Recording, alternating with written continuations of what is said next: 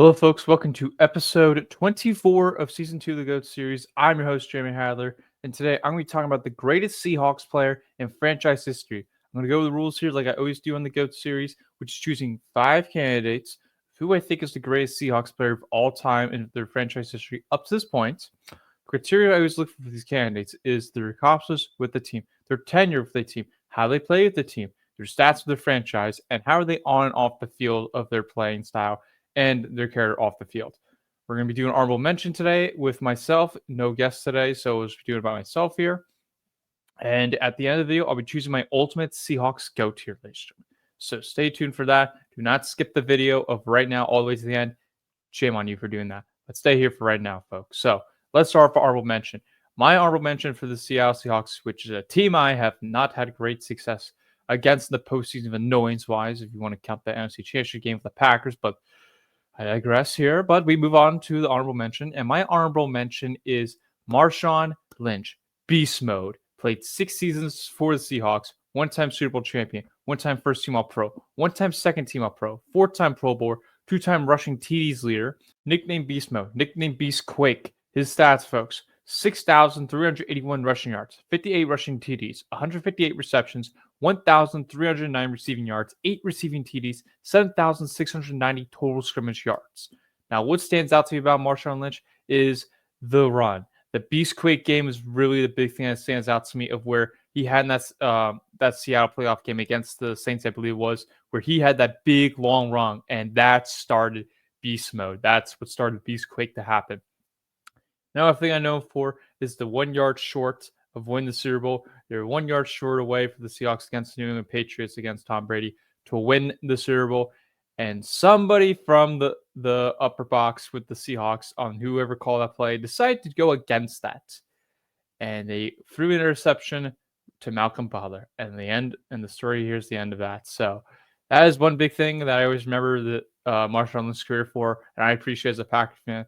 Thank goodness, because the previous week we lost to them. So that saved it a little bit for the Seahawks there. So that was good to see there. But what stands out to me about his game, he got quick feet, powerful running back, able to stiff arm guys like you see Derrick Henry today, just able to just go through and break those tackles so you have a long run. And he would just break tackles through and through and through and just run over the defenders. That was a big thing. And he was very explosive in his run game. That's another big thing to me. So got to give appreciation to your Marshawn Lynch, beast mode, and just great player overall. One of the fun players to watch. I mean, he loves the Skittles. That's a big thing to me. I always liked watching his Skittles commercial. It's just the funniest thing to me. But got to give appreciation here to Marshawn Lynch. Got to give appreciation here. Next part on our list, this guy played 8 seasons for the Seahawks, and that is Shaun Alexander. Shaun Alexander, 1-time MVP, 1-time Offensive Player of the Year, 1-time First Team All-Pro, 1-time Second Team All-Pro, 3-time Pro Bowler, 1-time rushing yards leader, 2-time rushing TDs leader, 1-time scoring leader, ladies and gentlemen. That is very rare to do, especially for a running back. That is very rare to be scoring leader 1 time. Made the Seahawks Ring of Honor. Will most likely get in the Hall of Fame, no doubt about that. His stats, folks, he had over 9,429 rushing yards, 100 rushing TDs, 214 receptions, 1,511 receiving yards, 12 receiving TDs, total scrimmage yards of 10,940. Now, what stands out to me about Shaun Alexander is he was a powerful running back, just like Marshawn Lynch, and he would always go for the end zone. If you had Shaun Alexander, maybe that made a difference there for the Seahawks for that Super Bowl, but it didn't. But he was able to go to the Super Bowl, too, with Mike Holmgren, former Packers head coach. They were able to do it, and they lost to the Steelers, but he definitely had a great career. And what stands out to me about Shaun Alexander is not only was he just a powerful guy that I just mentioned before, but he was a powerful guy. He was very quick on his feet. In some way, found a way to the end zone. Every time all the defenders were about to go on him, he'd find a way to go to the end zone every single time. And he was a nose for the end zone. He always loved getting those touchdowns. That was a big thing for him. And he was able to replays, able to see where the blocking was going with like an offensive line getting out there to the right side. He found ways to cut through and just go through those holes.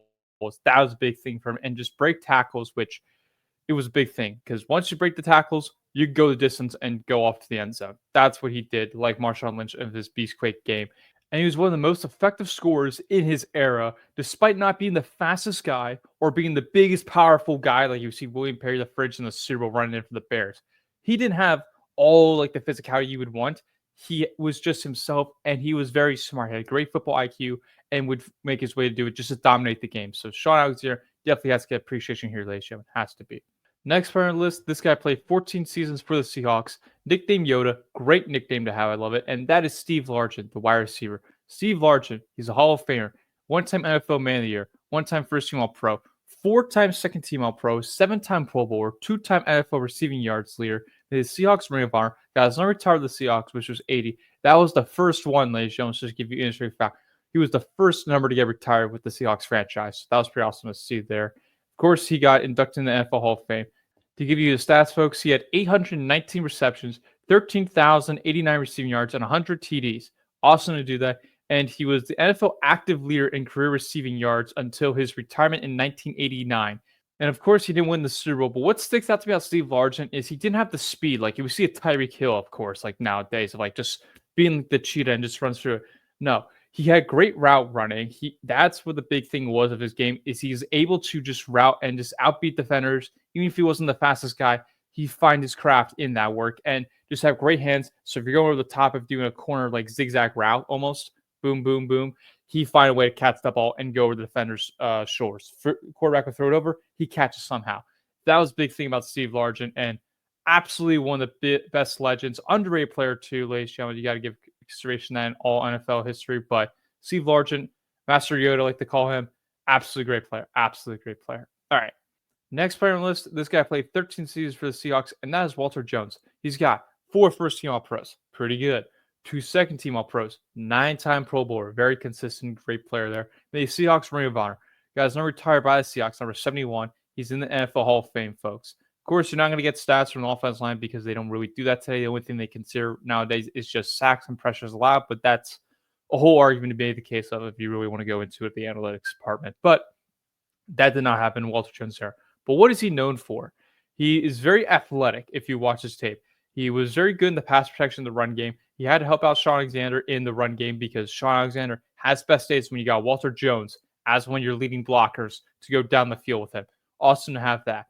He also, his best part of his game was his pass protection. So he was able to help out Matt Hasselbeck and have a great performance, which helped him get to the Super Bowl against the Steelers, unfortunately lose to them. But still, he was a great player to do so, and just phenomenal player. Very phenomenal player to see, and very dominant. He was a dominant player in his era, and one of the best offensive linemen in his era too, ladies and gentlemen. So got to give appreciation here to Walter Jones. Got to give appreciation to him.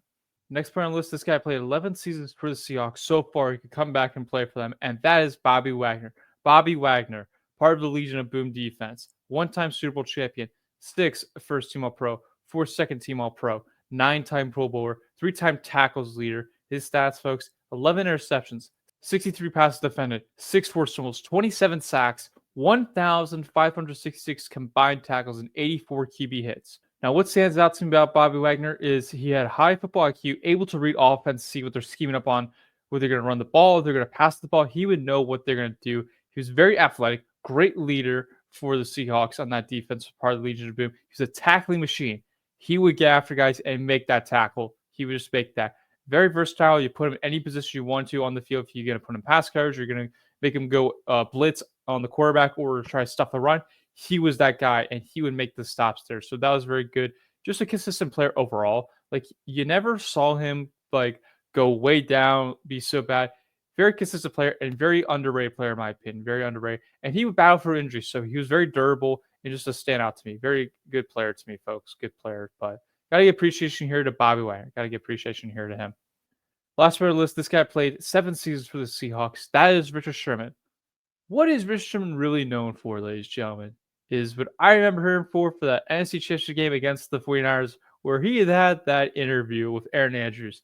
That is the thing that always sticks out to me about him, is he always would not stop yelling at the microphone or not chirping. He wouldn't stop chirping at the receiver, especially Michael Crabtree back in the day.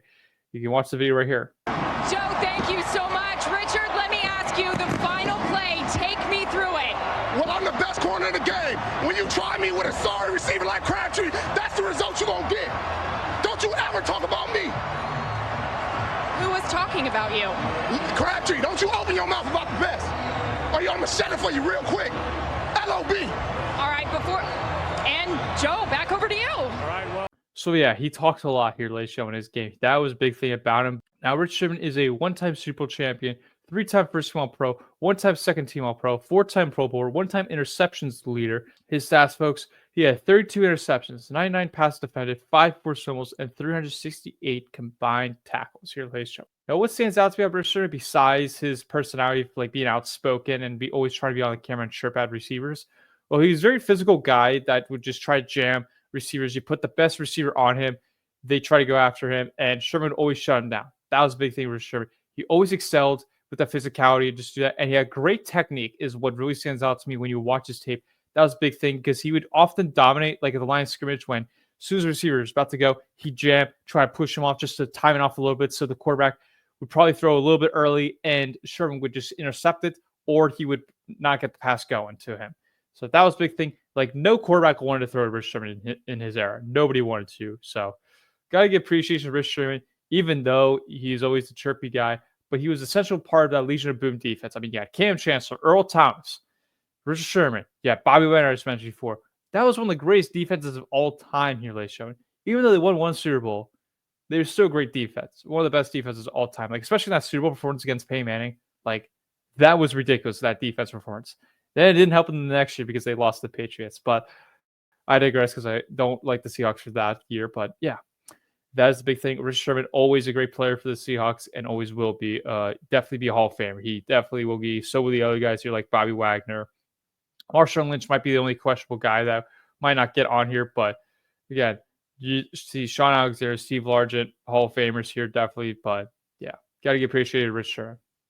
Now we get to my ultimate Seahawks code. Comes down to two players here, Steve Largent and Walter Jones. Steve Largent was the guy who's started the Seahawks franchise. He was the cornerstone and the pioneer for them of like putting them on the map. That's a big thing that stands out to me about Steve Largent. Love his nickname. Got to get bonus here for him there. Dominant receiver in his era. He was one of the best receivers in his time frame and arguably one of the best receivers of all time as well. So you got to give appreciation here to Steve Largent for that. Walter Jones's case, you look at the achievements of what he did in that time frame. I mean, he got 4 first-team achievements. He got 9 Pro Bowls in that 13 seasons with the Seahawks. That's pretty impressive to do there. I think overall, when I look at it, achievement-wise, it goes to Walter Jones. Skill-wise, that's a toss-up because you got arguably the best at their own position, arguably the best of their era as well. Walter Jones, I mean, he helped Sean Alexander break so many records, helped them get to the Super Bowl. Help protect Matt Hasselbeck in the pocket. Those were good things that he did there. And he always never allowed sacks. He always would help out the Seahawks offense and was very good in that time frame when he was playing for them. So to me, I think I got to give it to Walter Jones here just because love the achievements of what he accomplished there, but very good on the field. He was very good, highly skilled player that really sticks out to me of like when you need a guy to block for you, he was that guy. Whether it's the pass game, whether it's the run game to bulldoze guys, he was very good at that. So, got to give the award here to Walter Jones. But that's my take here, guys. Walter Jones is my ultimate Seahawks GOAT. Do you think I was right? Do you think I was wrong? Let me know in the chat. I would appreciate to hear your thoughts there. Do you think someone should have got more praise? Do you think someone should be on this list that wasn't on this list? Do you think someone should be an honorable mention that was an honorable mention? Let me know in the chat. Would appreciate to hear your thoughts, guys. But that's a wrap for this video, folks. Another episode of the GOAT series is done with the Seahawks. Have a great day.